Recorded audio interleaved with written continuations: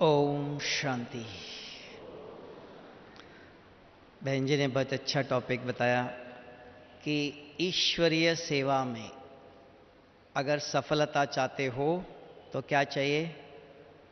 स्वच्छ साफ दिल चाहिए, क्योंकि दुनिया में भी कहते हैं सच्चे दिल पर साहेब राजी है। तो दिल कहाँ है? आप में से कोई बताएगा? हाँ, दिल है। ये दिल तो साफ होता ही नहीं है, ये तो खून चलाता है ना? तो कौन से दिल पर? बाबा ने भी इसके पहले कहा था कि बाप के दिल में बच्चे समाये हुए हैं और बच्चों के दिल में बाप समाया हुआ है। तो आपका दिल कहाँ है वो? तो यहां तो मन बुद्धि संस्कार है। हाँ, आत्मा में मन है, बुद्धि है, संस्कार है। तो दिल कौन सा दिल है साफ? दिल कहाँ है? तो अच्छी तरह से जानना चाहिए। तो यह आध्यात्मिक ज्ञान है, भौतिक ज्ञान नहीं है। भौतिक शरीर का जो दिल है वो हार्ट है, हृदय है, वो खून चलाता है। और आपको पता होना चाहिए आज के दुनिया में एक हृदय निकाल करके दूसरे को लगाते भी है, ट्रांसप्लांट करते हैं। तो यहां जो आध्यात्मिक ज्ञान में ईश्वरीय विश्वविद्यालय में शुभ बाबा आके कौन सी दिल की बात करता है? आत्मा के दिल। आत्मा का दिल का नाम है बुद्धि। Intellect is the heart of soul. बुद्धि आत्मा का दिल है। बुद्धि के अंदर बाप की याद समाई हुई। याद किधर रहती है? बुद्धि में। अगर बुद्धि अंदर याद नहीं है तो उसको कहते बुद्धू, मैड कहते हैं, याद नहीं है। तो याद कहां रहती है? दिल में। तो आप पूछो, कोई भी सेवा अगर आप करते हो, बाबा के तन से करो, मन से करो, धन से करो, किसी प्रकार के भी, तो सेवा करते समय तो हमारे दिल में कौन है? किसकी स्मृति में रहकर सेवा करते हो? अगर सेवा करते समय शिव बाबा ने वादा किया है कि बच्चे अगर बाप के याद में रहकर आप कोई भी सेवा करते हो तो एक का पदम गुना जमा होता है। वही सेवा करते हो। नहीं, बहन जी ने बताया था, इन्होंने बताया था, किसी देहधारी को स्मृति में रखते हुए, सामने रखते हुए अगर आप सेवा करते हो तो कौन रिटर्न देगा? किसके स्मृति में आपने सेवा किया? किसके श्रीमत के अनुसार सेवा किया? वो जरूर जानना चाहिए। तब कहा बुद्धि के अंदर सेवा करने से पहले बुद्धि के अंदर स्पष्ट होना चाहिए कि मैं जो कहां भी सेंटर में आप झाड़ू लगाओ, सफाई करो, हम किचन में काम करो, रोटी बनाओ, सब्जी बनाओ, कोई भी कर्म करते हो तो किसके श्रीमत के अनुसार करते हो और किसके करते हो? अगर ये स्मृति में है, स्मृति में बुद्धि, बुद्धि के अंदर याद है मैं शिव बाबा के यज्ञ की सेवा कर रहा हूं, अगर ये स्मृति में रखकर इस यज्ञ की आप कोई भी सेवा करते हो तो एक का पदम गुना जमा होता है। ये विधान जानना चाहिए। अगर ये स्मृति नहीं है, दुनिया में भी लोग देख लो बहुत सेवा करते हैं, सोशल वर्कर है, कितने लोगों को खाना देते हैं, किसी का पाव लंगड़ा है, पाव ठीक नहीं, उसको पाव देते हैं बना करके, बहुत प्रकार की मदद करते हैं। लेकिन किसकी करते हो? हमको एक व्यक्ति मिला तो कहने लगा कोई भी कितना भी बीमार हो उसको हर प्रकार की दवाई, हर प्रकार की हम सुविधा देंगे। तो हमने कहा आप तो आधा सेवा करते हो। कहते कैसे? तो हमने कहा एक व्यक्ति गाड़ी चलाता है, शराब पी करके गाड़ी चलाता है, एक्सीडेंट हो जाता है, पाव टूट जाता है, आपने उसको पाव नया बना के दिया, हॉस्पिटल में ट्रीटमेंट दी, बहुत अच्छा हो गया, और कल फिर से गाड़ी चलाता है, फिर से शराब पी के गाड़ी चलाता है, फिर एक्सीडेंट होगा। तो आपने शरीर को ठीक किया, आत्मा के लिए नहीं किया, आधा काम किया। तो दोनों चाहिए, जीव और आत्मा कहा। जीव शरीर की हम सेवा किया, उसको किसी को दान दिया, आपने शरीर समझ के, गरीब समझ के दिया, गरीबों को दान सभी देते हैं, लेकिन वो भी किसको देखा? अपने शरीर को देखा। तब कहा दान देते समय भी पात्र को देख के दान दीजिए। कौन दान लेने वाला? कौन? पात्र चाहिए। नहीं तो रामायण में क्या हो गया? सीता को कौन लेके गया? सीता को इतना पता नहीं था, सीता कोई साधारण नारी नहीं है कि सामने कौन है उनको पता ही नहीं चला, तो साधारण नारी बना दिया सीता को वहां। नहीं, वो तो श्री राम की धर्मपत्नी है, तो उनको पता नहीं चला सामने कौन है। तो इधर भी कहा दान करते समय पात्र को देखो, ये कौन है। तो ये कहां है? तब बाबा ने कहा दुनिया में आज तक सारे वर्ल्ड एजुकेशन के अंदर, सारे विश्वविद्यालय के अंदर बुद्धि का ज्ञान नहीं है। साइंस ने पढ़ाया कॉन्शियस एंड सबकॉन्शियस, तो बुद्धि कहां है? आज सारे यूनिवर्सिटीज में आप देख लो पढ़ाया जाता है एकाग्रता, ध्यान दे दो। मुझे लगता है भाई जी मुझे ही देख रहा है, सुन भी रहा है ना, तो लगेगा इसका पूरा ध्यान मेरे ऊपर है, इधर ही है पूरा, लेकिन तन यहां है, आंखों से इधर ही देख रहा है, मन भी सुन रहा है, लेकिन समझ कहां है? यहां बैठे सुनते सुनते और एक याद आता है, अरे 2 बजे ये काम करना चाहिए, शाम को बाबा आएगा, मुझे आगे आगे आके जल्दी आके बैठना, कुछ प्लान चल रहा है। तो क्या सुना रहा हूं तो समझ में ही नहीं आया, है ना। मुरली सुनते हैं हम, देखना आप मुरली सुनने बैठते हैं, सुनते भी है, आंखें भी खुली है, एक ही जगह देख रहे हो, देखने वालों को लगता है इनका पूरा ध्यान मेरे ऊपर ही है, मुरली पर पूरा है। फिर भी बच्चों को स्कूल में भी कहा जाता है प्लीज गिव अटेंशन, ध्यान दे दो। तो ध्यान क्या चीज है? तो वो इस ईश्वरीय विश्वविद्यालय में शुभ बाबा आकर के तीसरा नेत्र देता है। नहीं तो अगर दुनिया में ज्ञान होता था तो शिव बाबा की जरूरत ही नहीं है, तो भगवान आके क्या पढ़ाता है? स्वामी विवेकानंद ने भी राजयोग सिखाया है, तो शिव बाबा आकर के कौन सा राजयोग सिखाता है? और कोई है? हां, जो दुनिया में आज तक नहीं है। तब ज्ञान का सागर स्वयं जो कमी है, तो उसके लिए जीवन में परिवर्तन करने के लिए ऐसी चीज सिखाता है ज्ञान, जो दुनिया में आज तक किसी ने किधर भी नहीं सुनाया। तब आया दुनिया में, कहते हैं एजुकेशन के अंदर, focus of mind is concentration, मन लगाइए। तो बाबा ने यहां का दिल मेरे से लगाइए, दिल में दिलाराम को बिठाओ। तो दिल कहां है पता हो तो बिठाएंगे ना, तो भगवान आके के आपके दिल में बैठेगा?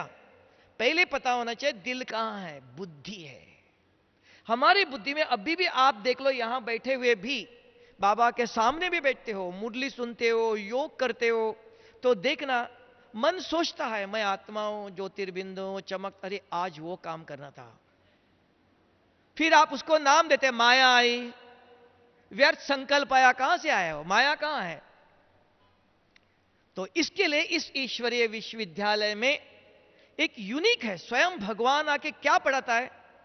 तो देखो, एक भारत देश है, कभी भी एक हाथ से नमस्ते नहीं करता है, सारा विश्व एक हाथ से नमस्ते करता है। एक भारत देश है, 2 हाथ जोड़ता है। लेकिन आप कहेंगे 2 हाथ जोड़ने को भी नमस्ते नहीं कहते हैं, उसकी भी विधि है। मैंने 2 हाथ जोड़ा, नमस्ते हुआ? नहीं, विधि है। छोटी अंगुली को लगनी चाहिए। तो आत्मा के पास भी 2 हाथ है, एक है मन और एक है बुद्धि। अगर किसी को यहां से वहां तक चलना है तो 2 पांव चाहिए। तो हमारा मेडिटेशन योग भी एक यात्रा है, यहां से परम धाम तक। यात्रा पर कौन जाएगा? 2 पांव चाहिए। तो एक है मन जो सोचता है, उसके पास एक बुद्धि है। तो बुद्धि ये विचार अच्छा है, ये विचार गलत है, किस समय क्या विचार करना चाहिए, क्या नहीं करना चाहिए, उसको बाबा ने बहुत दफा मुरली में कहा, मन और बुद्धि को ज्ञान के आधार से चलाओ। अगर मन बुद्धि को ज्ञान के आधार से नहीं चलाते हो तो अपने पुराने स्वभाव संस्कार के आधार से दोनों चलते हैं। मन बुद्धि खाली नहीं रहता है, आप इधर बैठे हुए आपके मन में बुद्धि के अंदर पुरानी बातें याद आएंगी, वो पुराने संस्कार के आधार से चलते हैं। तो मन बुद्धि को कैसे चलाना है? तो ज्ञान के आधार से चलाओ। तो जहां आप ले जाना चाहते हो तो वहां तक ये मन और बुद्धि, आज और कल भी बाबा ने कहा कि लाइन क्लियर और कनेक्शन क्लियर चाहिए। जैसे आप अगर मोबाइल के अंदर नंबर पूरा डायल करते हो, सीधा लाइन चल दी जाती है, आवाज कनेक्शन भी आवाज क्लियर आता है। अगर नंबर ठीक डायल नहीं किया तो लाइन ठीक नहीं है, आवाज दूसरा कुछ आता है, कनेक्शन भी ठीक नहीं जलता है, लगता है। तो लाइन क्लियर चाहिए यहां से परम धाम तक। बाबा ने कहा बच्चे कल आपको परम धाम जाना है, अपने घर जाना, लाइन क्लियर हो, कुछ हो जाए 1 सेकंड के अंदर आप यहां से वहां। अगर आप इधर बैठे हो, आपने कभी दरवाजा देखा ही नहीं कहां से जाना है, एक ही दरवाजा पता है, एक ही दरवाजे में भीड़ होंगी।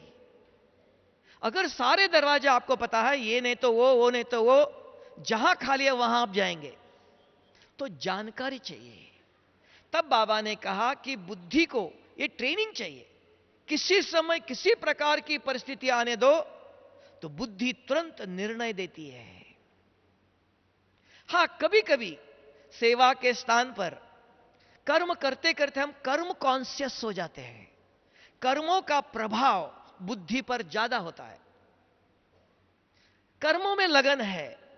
इसलिए कहा कर्मों में लगन होना भी चाहिए, नहीं ऐसा नहीं कर्म नहीं करना चाहिए, नहीं, कर्म करने के लिए शरीर दिया है तो कर्म जरूर करना है।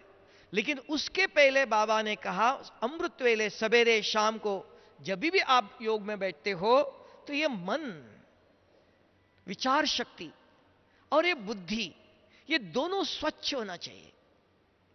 अगर स्वच्छ दोनों होता है, लक्ष्य हमारा वही है कि दोनों अगर स्वच्छ है, इनके दोनों के द्वारा जो भी आप कर्म करते हो उस कर्मों का नाम है श्रेष्ठ कर्म। अगर नहीं तो आप कितना भी चाहो मुझे गुस्सा नहीं करना है, गलत काम नहीं करना है, आप चाहते नहीं हो, लेकिन करने वाला कौन? कर्म करने वाला कौन? ये मन और ये बुद्धि, ये दोनों स्वच्छ नहीं हुए हैं। उनके द्वारा जो भी कर्म होता है न चाहते हुए, तब हमारे पास एक नाम है, ड्रामा है, मेरा तकदीर ऐसा है, मेरा भाग्य ऐसा है। ये भूल गए कि इस समय संगम पर भाग्य विधाता स्वयं आया हुआ है बच्चों का भाग्य बनाने के लिए,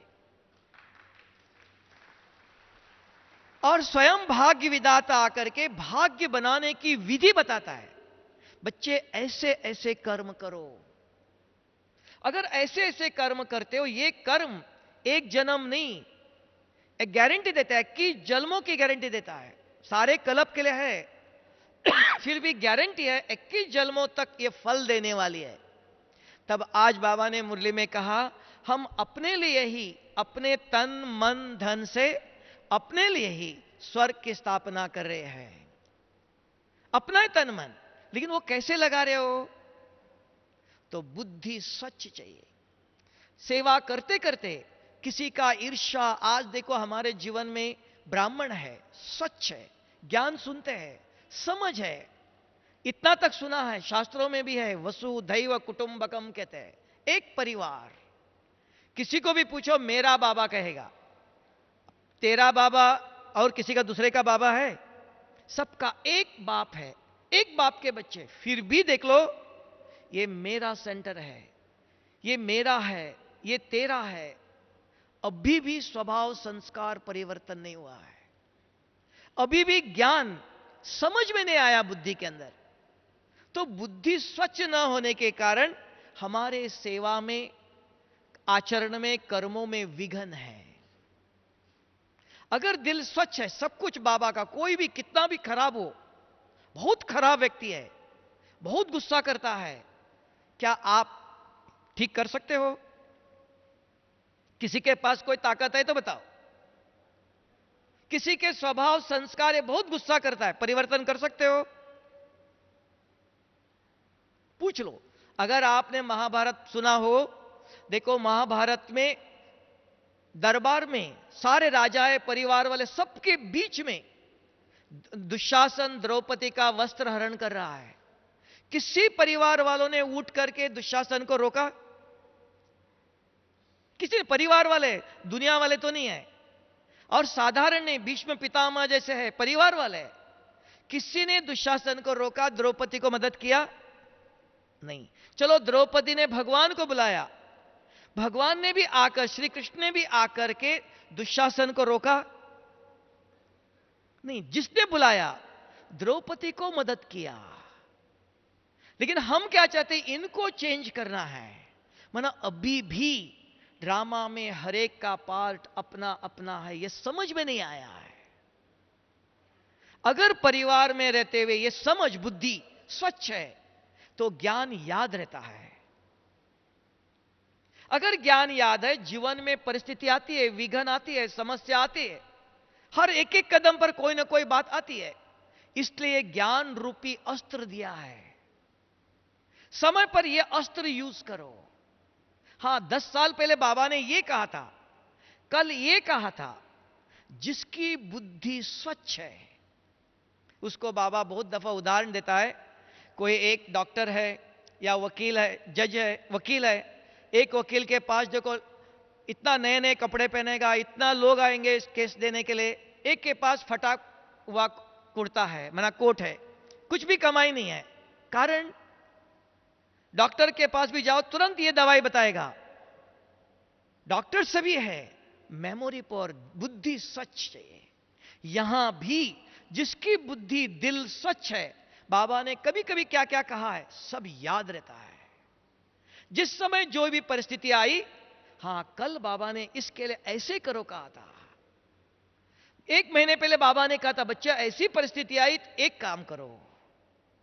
तो सारा ज्ञान किसके लिए? ये सुनने के लिए नहीं, समझकर अंदर भर के रखो। ये सारे कल्प में सिर्फ संगम पर ही मिलता है।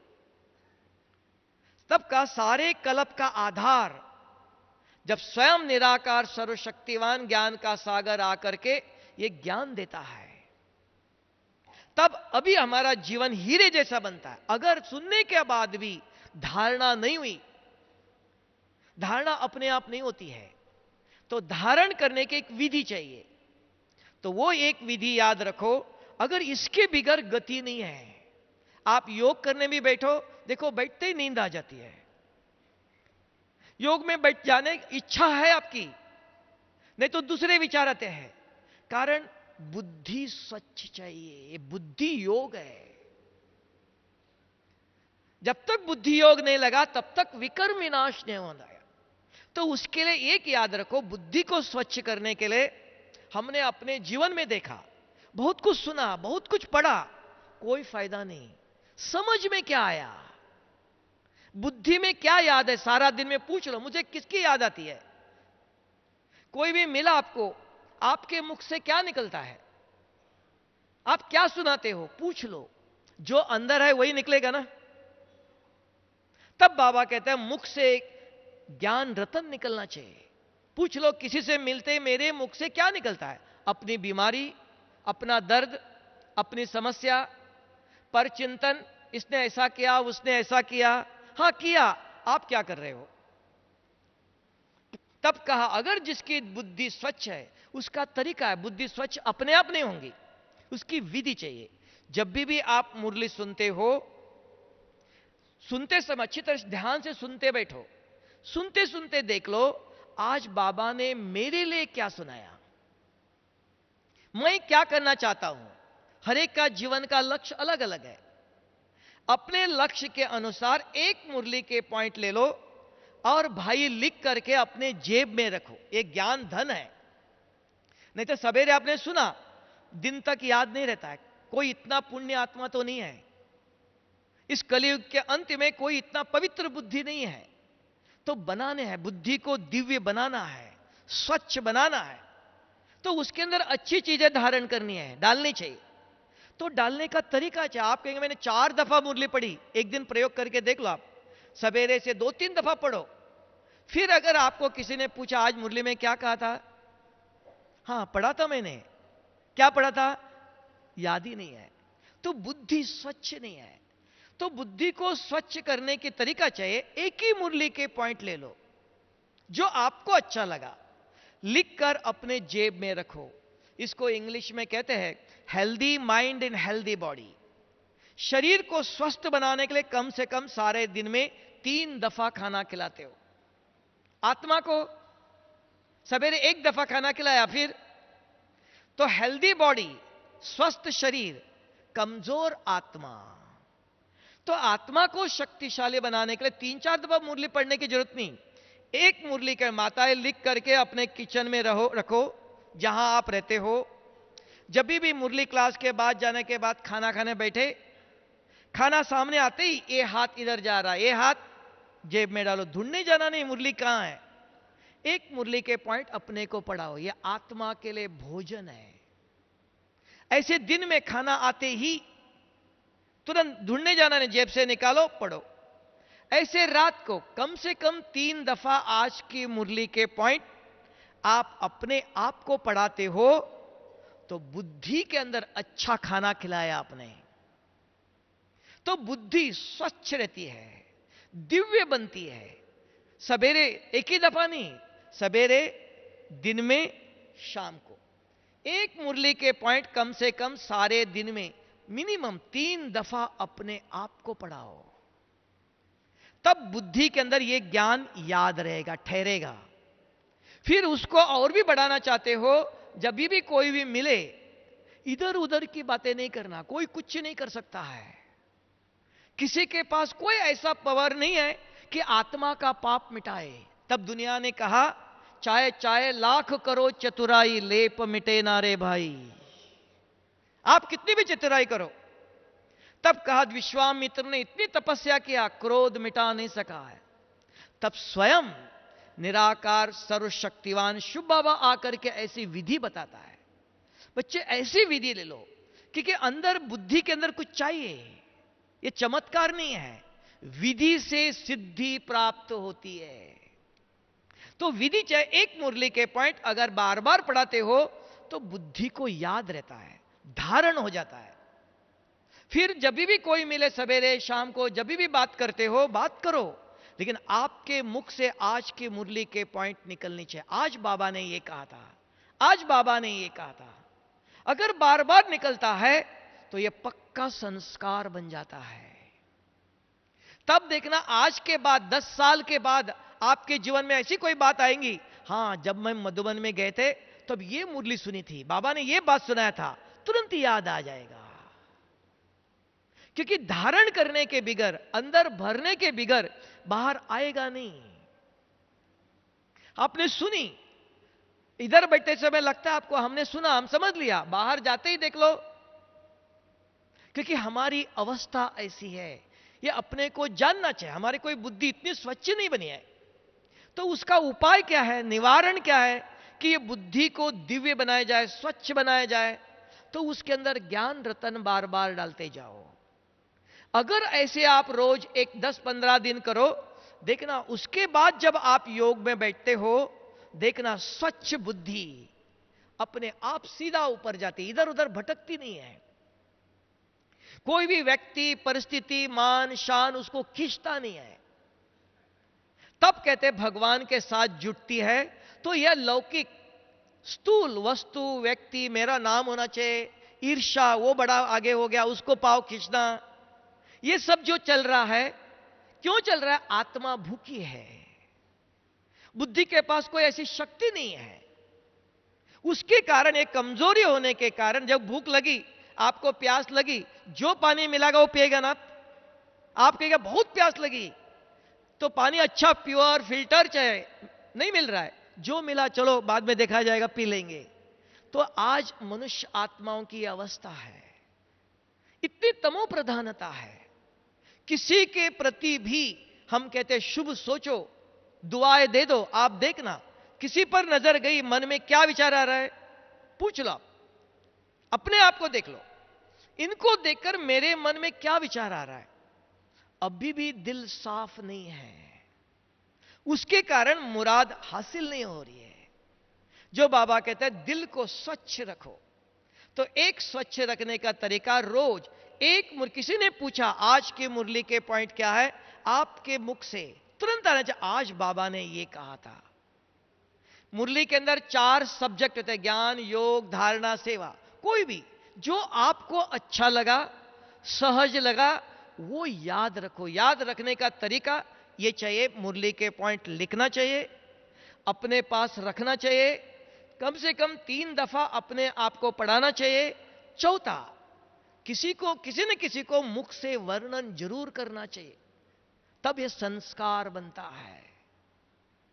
अगर ये इतना करते हो तब देखना आपकी बुद्धि रूपी दिल स्वच्छ है। कभी कभी आप देखना ट्रैफिक कंट्रोल बचता है, आप क्या करते हो? पूछ लो, आप बाबा को याद करते हो? बाबा को क्या याद करते हो? उस समय गीत की याद आ देगा, गीत सोचेंगे। एक्चुअली ट्रैफिक कंट्रोल के अंदर बीच में कर्म करते करते बीच में कर्म योग कहा। कर्म करते करते कर्म बंद करके 1 मिनट रुक करके बाबा को याद करो। क्या याद करेंगे? आज मुझे बाबा ने क्या कहा था। आज सवेरे जो मुरली सुनी वो ट्रैफिक कंट्रोल आते ही याद आना चाहिए, तब बाबा ने जो श्रीमत दिया वो याद आ गया। नहीं तो कर्म करते करते भूल जाते हैं। बाबा ने आज मुझे जो काम दिया भूल गए, याद ही नहीं है। तो बाबा की याद अर्थात बाबा ओम शांति, ओम नमः शिवाय, दक्ष भक्ति में ओम नमः शिवाय करेंगे, वो नहीं। यहां बाबा की याद क्या है? तो ट्रैफिक कंट्रोल बजा, तुरंत याद आने से जितने समय 4 दिन में ट्रैफिक कंट्रोल बजता है उतने समय मुरली बार बार याद आना चाहिए। ये बाबा का श्रीमत है। तब आप कहते आज बाबा ने ये कहा था। तो अगर इस प्रकार अभ्यास करते हो, दिल रूपी बुद्धि स्वच्छ है। इसके अंदर किसी ने कुछ गलत भी सुनाया वो अंदर जाता नहीं है, क्योंकि बुद्धि स्वच्छ है। वो लेता भी नहीं, उसको उसमें रस नहीं आता है। अगर दिल स्वच्छ नहीं है, किसी ने कोई इधर उधर की बात सुनाई, उसमें ज्यादा रस है, उसमें अट्रैक्शन है। तब अगर ऐसी बुद्धि हो, अगर वो योग में बैठे, उनकी चलन श्रेष्ठ होंगी। अभी भी आप पूछो सत्युग में जाने लायक है हम? हर एक पूछो, ज्ञान में 1 साल हो 2 साल हो, अगर एक भी पूछ लो 1 मिनट, एक क्रोध का 1% अंश भी रह गया तो सत्युग का टिकट मिलेगा? बाकी छोड़ दो। बाबा ने कहा हिम्मत का 1 कदम आप रखो, बाकी 4 कदम 4 विकार बाबा ले लेगा। एक आप काम करो जो हमारे हाथ में है। सामने वाला गुस्सा करता है, सिंपल चीज है, तो ज्ञान समझ में आया ये भी बाबा का बच्चा है, इतना ही समझ आया। हां, गलत काम करता है, बहुत दुख देता है, बहुत परेशान करता है, तो क्या करना चाहिए? लड़ाई झगड़ा करना चाहिए? गलत शब्द बोलना चाहिए? हां बोलो। 5000 साल के लिए फिर से हम अपने कर्म बंधन बना लेते हैं।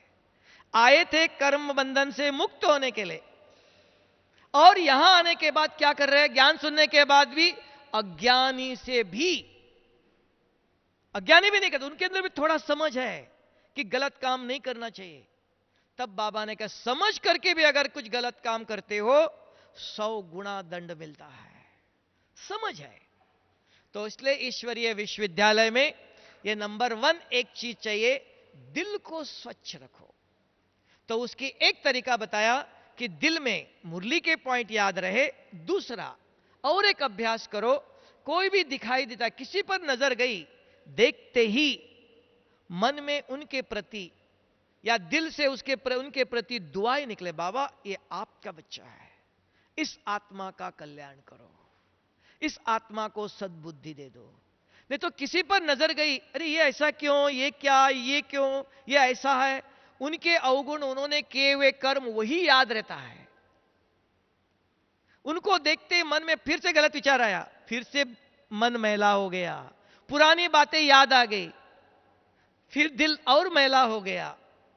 इसलिए दिल को स्वच्छ रखना चाहते हो, दूसरी विधि है, किसी पर नजर गई, जैसे भक्ति में राम राम राम करते जाते हैं मुख से, यहां मन से किसी को देखते ही शुभ बाबा इसका कल्याण करो, इसको सद्बुद्धि दे दो, ये आपका बच्चा, इसके औरों के प्रति शुभ सोचो। अगर ये 2 काम करते हो, अपने दिल को स्वच्छ रख सकते हैं। अगर दिल स्वच्छ है, जो ज्ञान सुनते हो समझ में आता है। समझ में जहां आया, हमारे आचरण, बोल, कर्म अपने आप परिवर्तन होता है। नहीं तो कितनी दफा भी आप मुरली सुनो, योग में बैठो, संस्कार परिवर्तन अपने आप नहीं होगा। तो तब बाबा ने कहा सच्चे दिल पर साहेब राजी है। अगर सच्चे दिल से ऐसे पुरुषार्थ करते हो, एक बात बताओ, रामायण में भी आता है कि एक बार राम वनवास में अकेला हो जाता है, तो उस समय रावण की सैन्य उसके ऊपर हावी हो जाता है। राम के सारे अस्त्र खत्म हो जाता है। तब सोचता है क्या करूं? तब आकाशवाणी होते, हे राम, आपके पास ये अस्त्र है, ये अस्त्र यूज करो। तो तुरंत अस्त्र छोड़ता है, सब मूर्छित हो जाते हैं। अगर हम सच्चे दिल से रोज पुरुषार्थ करते हैं, अभ्यास करते हैं, सेवा करते हैं, तो समय पर कई ऐसी परिस्थिति आती है तो एकदम मूर्छित हो जाते हैं, क्या करो, कंफ्यूज हो जाते हैं। तो सच्चे दिल पर साहेब राजी है, उस समय आपको याद देगा, बच्चे ये काम करो। तो बाबा ने कहा बाप बच्चों को मदद करने आया है, ऐसे ही नहीं आया सिर्फ शिक्षा देने के लिए नहीं। समय पर ऐसी परिस्थिति आ जाए, सच्चे दिल वालों को बाप मदद करने आया है। तो सच्चे दिल पर अगर बाप की मदद चाहिए तो सच्चाई से काम करना चाहिए। तो उसके लिए ये दो चीजें याद रखो। हम चाहते हैं झूठ नहीं बोलो, गुस्सा नहीं करो, कोई नहीं करना चाहता है, लेकिन परिस्थिति कराती है, संस्कार कराती है, तो उसको मिटाने के लिए ये दवा है। एक मुरली के पॉइंट अगर रोज, और किसी पर नजर, कोई कितना खराब हो या अच्छा हो, किसी को देखते ही मन में अगर शुभ विचार करते हो तो दिल स्वच्छ है। तो ये आज बाबा भी, दिलाराम बाबा आता है, बाबा ने कहा ऐसे बच्चों के दिल में बाप है, और बाप के दिल में भी ऐसे बच्चे समाये हुए हैं। तो बाबा ने एक इसके पहले वाले मुरली में कहा था कि सारे बच्चे बाप के दिल में समाये हुए हैं। और आप पूछा हमारे दिल में कौन है? हाँ, तो आज शाम को दिलाराम बाबा आएगा तो बाबा को लगना चाहिए सारे बच्चे मेरे दिल में समाये हुए। कौन से बच्चे? वो स्वच्छ दिल वाले, जिसके दिल में, बुद्धि में कोई कपट है, किसी को दुख बदला लेने की भावना, इनका ऐसा करना चाहिए, इन्होंने ऐसा किया था, तो ऐसे दिल में दिलाराम बैठेगा? तो सोच लो दिल को स्वच्छ कैसे करना चाहिए, तब हमारी हर मनोकामना अपने आप पूर्ण होता है। बाप आया उसी काम के लिए, ये लक्ष्य चाहिए। ओम शांति।